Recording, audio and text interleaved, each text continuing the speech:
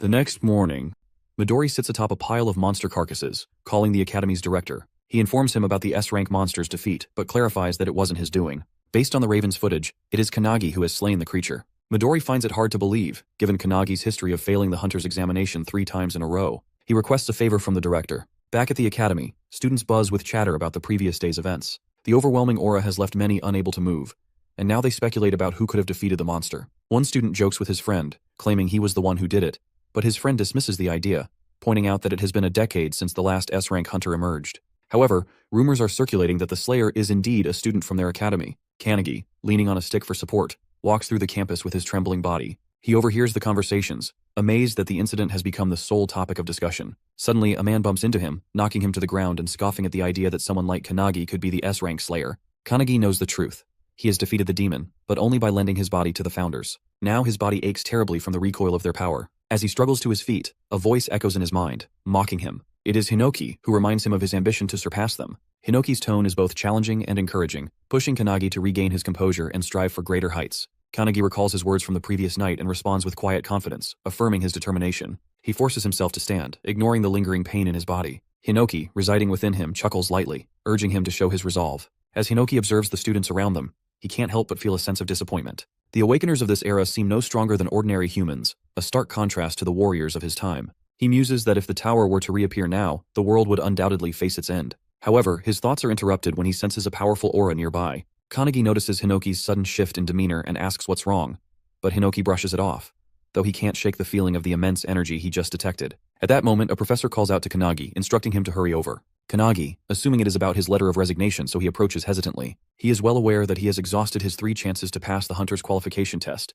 and failing means starting over from scratch. To his surprise, the professor orders him to go to the field for a re-examination. The news leaves Kanagi stunned, as such opportunities are almost unheard of. Meanwhile, students gather by the windows, whispering among themselves. None can recall a hunter re-examination ever being conducted before. On the field, Kanagi is in position for a sprint. He is still not in perfect condition, but is determined to prove himself. The first challenge is a 100-meter sprint, with an average completion time of 3.6 seconds and a record of 2.7 seconds. The student who bumped into him earlier trash-talked Kanagi, calling him a failure. As he begins to run, the students watch in disbelief as he crosses the finish line in just 1.2 seconds. The next test is a 3,000-meter sprint, with an average time of 4 minutes and 20 seconds and a record of 3 minutes and 17 seconds. Kanagi shatters expectations again, completing it in 1 minute and 17 seconds. The following tests, push-ups, bench press, and others, yield similar results. Kanagi surpasses every record, often doubling the previous bests. The students are left in awe, some even admiring his newfound prowess. Kanagi himself wonders if the founders are still aiding him, but Hinoki assures him they have no hand in his performance. In the headmaster's office, Midori is entrusted with Kanagi Minato's complete records.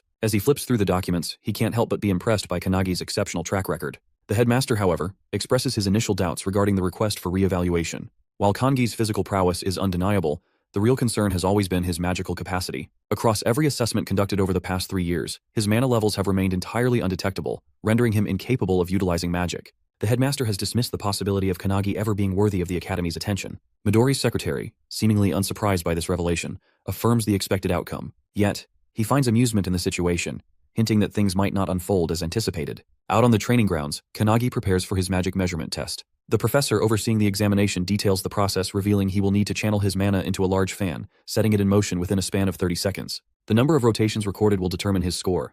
The standard performance stands at 1,513 spins, while the highest recorded result has been 4,022. As Kanagi readies himself, memories of past failures surface. No matter how much effort he has previously exerted, the fan has never so much as trembled beneath his attempts. His inability to sense mana has always held him back, but this time is different. For the first time, he can perceive it coursing through him, originating from his right foot, spiraling through his body, and returning once more. He recognizes that his breathing can regulate and accelerate the flow, allowing him to expel the energy through his right palm. As the professor signals the start of the test, Kanagi releases his mana. Instantly, the fan spins into motion at an astonishing pace. The counting machine struggles to register the rapid increase in speed, while the sheer force of the wind makes it difficult for the observers to even see the numbers. The velocity escalates beyond expectation, and before anyone can react, the machine blasts. The fan, now completely detached, shoots across the field like a cutter. Students cry out in alarm as it hurtles toward the main building, crashing directly into the headmaster's office with a deafening impact. Inside, the headmaster barely evades the incoming debris, collapsing from the sheer shock of the event. Midori's secretary, stunned by the spectacle,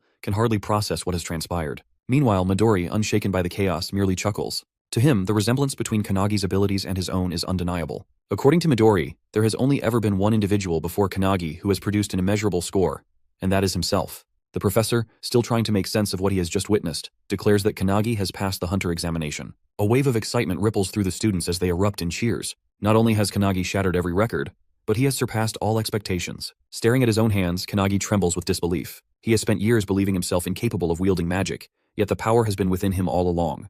From the sidelines, Hinoki observes the scene with quiet satisfaction, having anticipated such an outcome. Meanwhile, Kanagi knows that everything has changed. By surrendering his body to the founders, he has unlocked the dormant potential that has been hidden within him all this time.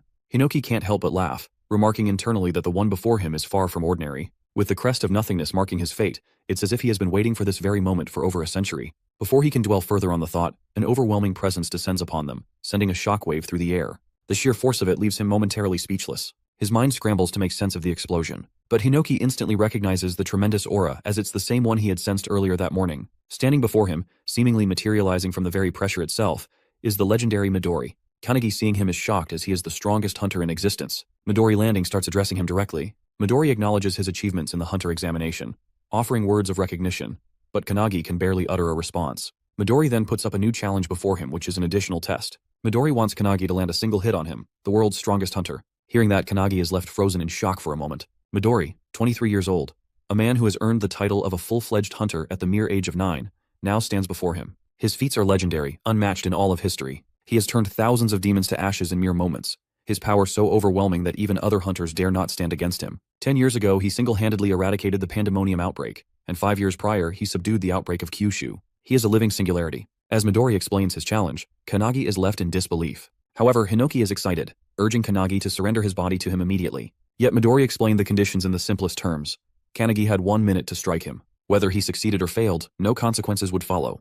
Midori himself would only attack once every 10 seconds, ensuring that the challenge remained fair. There was no need for hesitation, no need for doubt. Any skill, any weapon was at Kanagi's disposal, while Midori would refrain from using any of his own. To prove his sincerity, Midori summoned a vast arsenal of weapons, giving Kanagi the choice of anything he desired. The sight of so many legendary weapons appearing in an instant only added to the surreal nature of the challenge. Confusion clouded Kanagi's thoughts, realizing that he was going to fight the famous Midori in a one-on-one fight. Still unsure, he hesitated before finally asking if he was truly free to use any weapon. In response, Midori casually picked up a katana, his grip light but assured. With effortless ease, he sliced the blade clean in half, as if it were nothing more than a brittle twig. He stated without the slightest hint of arrogance that his body surpassed the sharpness of any blade. Kanagi barely had time to process this display before Hinoki's impatience flared. Frustration seethed in his voice as he demanded to take over, unable to tolerate Midori's overwhelming confidence. His anger boiled over as he declared that such words from Midori were unforgivable. Kanagi could feel Hinoki's energy surging, his presence amplifying as though he was ready to unleash his full strength. It dawned on him in that moment that Midori's power was comparable to that of the founders themselves. Against that level of strength, he had no real chance of victory. Yet, even as realization settled in that there was no time to hesitate. Meanwhile, all the students gather around for the fight. Without warning, Midori initiated the countdown. A slight smile tugged at his lips as he signaled the start of the test. Kanagi grabs his sword and charges at Midori, determined to attack. Hinoki questions whether he intends to fight alone, insisting it isn't fair, but Kanagi ignores him and continues his assault. Despite knowing his efforts are futile, he believes that to become a legend, he must rely on his own strength, rather than borrowing power from the founders. He swings his sword at Midori, but Midori effortlessly dodges with minimal movement. Even as Kanagi relentlessly attacks, he remains on his phone, casually asking which social media he uses, and remarking that the incident will surely be recorded and go viral. The students watch in disbelief, astounded that Midori can dodge every strike without taking the fight seriously. Though Kanagi continues his relentless assault, one student notices something unusual about his movements. As they watch closely, Kanagi lifts his sword, feinting a vertical slash before swiftly switching to a horizontal one aimed at Midori's feet and throat. The execution is flawless, and Kanagi is amazed at how naturally his body moves. Realizing he isn't tiring, he wonders if this is the effect of lending himself to the founder's power. His thoughts are abruptly cut off when Midori places a finger on his head, preparing to flick him,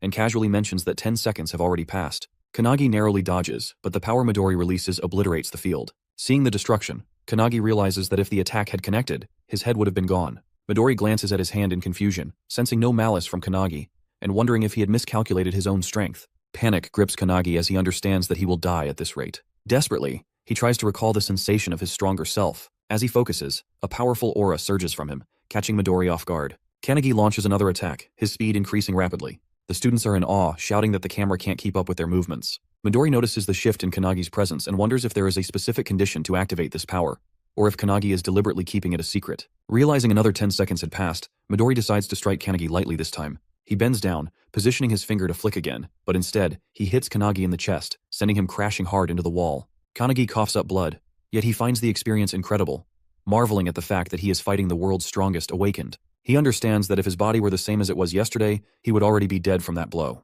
This realization makes him smile, knowing it means he is growing stronger. However, he also acknowledges that his current skill is not enough to pass Midori's test. Determined, he chooses to push forward with brute force and charges at Midori once more. Suddenly, Midori appears beside him with unbelievable speed, causing Kanagi to stop in his tracks. Apologizing, Midori tells him he has seen enough. He then states that the 30 seconds are up before striking Kanagi at the nape, making him slowly lose consciousness. As Kanagi collapses, Midori observes that he is indeed a genius, but not on the same level as his comrades. In the end, Kanagi is unable to fully unleash the power Midori had sensed. Calling his secretary, he informs her that they should head back, expressing his disappointment in the outcome. Just then, Kanagi grabs his sword, and Midori immediately senses an intense aura from behind him. Midori glances back and sees Kanagi's body radiating with power. Hinoki, now speaking through Kanagi, remarks that the stubborn brat is already asleep, allowing him to finally take over. Stepping forward, Hinoki suggests they extend their fight a little longer. Meanwhile, Kanagi's spirit, separated from his body, panics at the sight of Hinoki controlling it. Yet Midori merely smiles, recognizing the presence he had sensed earlier. He wonders if this is an entirely different person, or merely a skill at play. Regardless, he understands one thing: Kanagi is now a monster. Kanagi, under Hinoki's control, suddenly launches an attack, shouting at Midori not to space out. Midori notices immediately that his movements have changed. His speed and strength have reached another level. Suddenly, a sword nears Midori's face, and he ducks just in time to avoid it. Kanagi swings again, forcing Midori to leap away to create distance. Still in shock, Midori watches as Kanagi swiftly positions his sword for another strike. He swings once more, but Midori bends down just in time, causing the attack to land on the building behind him instead. The students inside scramble in panic, realizing the danger. Midori notices that Kanagi's slashes have become unpredictable, yet he can still anticipate the flow of his movements. It reminds him of ancient swordsmanship, like a relentless torrent of water. Raising his palm, Midori laughs and remarks that such skill is necessary to defeat an S-rank like him. He then lifts his hand again, intending to put Kanagi to sleep once more, noting that only 40 seconds have passed. However, Kanagi suddenly moves forward at an incredible speed, swinging his sword and shouting that Midori won't be able to hit him. Midori swiftly jumps back to evade the attack, laughing as he acknowledges Kanagi's impressive skill. The students can hardly believe what they are witnessing as Midori is on the defensive. Kanagi shouts that Midori is boring and insists that he shouldn't hold back. He warns Midori that if he looks down on him, he will beat him up. Without hesitation, Kanagi leaps forward to attack, but Midori only laughs and responds with confirmation. With a swift kick, Midori sends a stone flying toward the weapons behind him. Instantly, the weapons float into the air. He jumps, catching Kanagi off guard, and grabs one of the weapons hovering above them. Excitedly, Kanagi exclaims that Midori is finally going all out. They then engage in an intense mid-air battle, clashing foot against foot, stunning the students who watch in awe. They seize every weapon within reach, shattering them into pieces with their sheer strength. Meanwhile, inside Kanagi's body, the founders observe Hinoki unleashing his full power. They are impressed that Midori is able to keep up. Old Man Spirit suggests joining the fight, but another founder scolds him, calling him tactless. The Great Wizard, watching in silence, suddenly realizes that Kanagi has been studying Hinoki's movements, trying to learn from them. He notices Hinoki shifting his center of gravity as he pounces from below, but the sword in his hands shatters once again. Frustrated by the poor quality of the weapon, Hinoki feels a surge of anger. Midori, on the other hand, finds the battle exhilarating and fun. However, he soon realizes that there are no swords left and wonders if Kanagi will resort to firearms. With a taunting smirk, Midori shouts that only 10 seconds remain and teasingly asks what Hinoki plans to do now. Hinoki glances toward the building behind him before leaping toward it. He heads straight for the man who had pushed Kanagi earlier and snatches his sword. Just then, Midori jumps closer, launching his fist at Hinoki. The impact causes a loud explosion against the building. Fortunately, Hinoki dodges in time and reappears in front of Midori. They resume their mid-air clash, exchanging blows. Midori shouts that the fight is fun and suggests they continue a bit longer. Meanwhile, the students notice that the building is on the verge of collapsing. As the battle reaches the rooftop, Midori's secretary watches nonchalantly. Midori then places his hand on a massive fan and grabs it, causing cracks to form on its surface. He retrieves the fan from the building and aims it at Hinoki. With a powerful throw, he sends it hurtling toward him. However, he is taken by surprise when Hinoki, wielding his one-handed sword, slashes through the fan like dice with his dice-style sword art. The fan shatters into tiny fragments, and Midori reacts with excitement, praising Hinoki's skill. However, Hinoki wastes no time and launches his sword at Midori. To his shock, the sword shatters upon impact. Midori raises his hand, aims at him, and calmly acknowledges that 60 seconds have passed before striking Hinoki with his palm, sending him crashing down. Hinoki curses under his breath, but before he can react, Kanagi suddenly leaps onto his back and pushes him back toward the other founders. As Midori's attack nears, Kanagi manages to deflect it aside with a gentle motion, successfully dodging the strike. The unexpected maneuver leaves both Hinoki and Midori stunned. However, the impact breaks one of Kanagi's hands. Despite that, he remains focused on his goal and delivers a punch to Midori's face with his remaining good hand. From the inside, the battle between the singularities feels endless, a fierce clash over a seemingly small outcome, much like a chess match where both players are equally skilled. Despite its intensity, Hinoki knows it has lasted only a brief moment. Watching with quiet pride, he realizes that Kanagi has carved open a new path to victory. Kanagi, however, is left in shock when he sees Midori halt his fist just in time. Frustration fills him as he realizes he has failed to land a clean hit. But then, to his surprise, Midori smiles and deliberately pulls Kanagi's fist toward his own face, acknowledging the effort. Without hesitation, he confirms that Kanagi has passed. Before either can react further, both collapse onto the ground. The students observing the battle murmur in confusion, struggling to comprehend what has just happened. Midori, still holding Kanagi's unconscious body, calls for his secretary, Rin, and informs her that they should leave. Rin arrives beside him and inquires about the outcome. Midori confirms that Kanagi has passed and admits finding him interesting. However, he acknowledges that he has accidentally broken Kanagi's arm and requests Rin to heal him. She agrees without hesitation. The students, overhearing the conversation, struggle to believe that Kanagi has succeeded. The realization soon sets in, and cheers erupt throughout the area that Kanagi managed to land a punch on Midori. The noise stirs Kanagi awake, and as Rin works on healing him, she cautions him not to move. He complies, thanking her, and she congratulates him on passing the test. Kanagi, still in disbelief, sits up abruptly, questioning whether he has truly managed to land a hit on Midori. Before he can process the thought further, Midori suddenly appears beside him, amused by his reaction. Without dwelling on the moment, Midori affirms that a pass is a pass. He acknowledges having taken the battle seriously midway through his consecutive attack. Midori goes on to praise Kanagi's skill, commending his ability to dodge his strongest attack and his impressive movements. He encourages Kanagi to take pride in the achievement. Kanagi, regaining his composure, accepts the praise. Without hesitation, he turns his attention to the next step, eager to know what comes after passing. His question leaves Rin momentarily puzzled as she turns toward Midori, who, equally uncertain, searches for an answer. Later that night, Kanagi at home assists his mother with cleaning as she prepares food in the kitchen. She casually asks how many guests will be arriving, and Kanagi, still unsure, estimates only one. His mother reflects on the day's events, remarking that it has been a momentous occasion. Not only has Kanagi passed the hunter's examination, but he has also attracted the attention of Midori. She expresses confidence in her son's abilities, believing that he has always been capable of achieving anything through sheer effort. Kanagi listens with quiet appreciation, acknowledging her words. However, his mother's expression soon shifts as she voices her concerns about such a famous individual visiting their home, suggesting it might be mistaken for a doghouse. Kanagi, exasperated, quickly dismisses the idea, insisting that Midori is not the type to judge such things. After finishing his chores and helping his mother, he finally collapses onto his bed, his mind still lingering on the events of the day. His gaze drifts to the card Midori has given him, and a sense of uncertainty fills him. He finds himself questioning why Midori has not given the situation more thought. His memories wander back to the battlefield earlier that day, recalling the moment when Rin had taken Midori down, twisting his leg. He vividly remembers Midori's pained scream as Rin had confronted him. At that moment, Midori has reminded Kanagi of his earlier words, implying that he has agreed to become one of his comrades upon victory. Kanagi, confused, has denied ever saying such a thing. Rin, growing more agitated, has tightened her grip on Midori's leg. Midori informs Kanagi that there are too many eyes around and suggests visiting his home that night to discuss matters in detail. He promises to explain the available choices and reveal their real enemies. Kanagi ponders who these enemies could be, knowing that the tower is already destroyed by the founders, and that the current hunters are tasked with eliminating the monsters that escaped from the dimensional crack. He wonders if there is another reason but soon drifts into sleep. Suddenly, Hinoki's shouting startles him awake. He sees Hinoki and the founders gathered in his room. Confused, he asks why they are there and what is wrong. But Hinoki simply states that they were discussing something and have just finished. Still puzzled, Kanagi instinctively covers himself and worriedly asks if they have decided who will take his body. Before Hinoki can respond, the doorbell rings. Apologizing, Kanagi assumes it. Our video ends here. If you enjoyed it, please like and subscribe to the channel. Until next time, bye bye.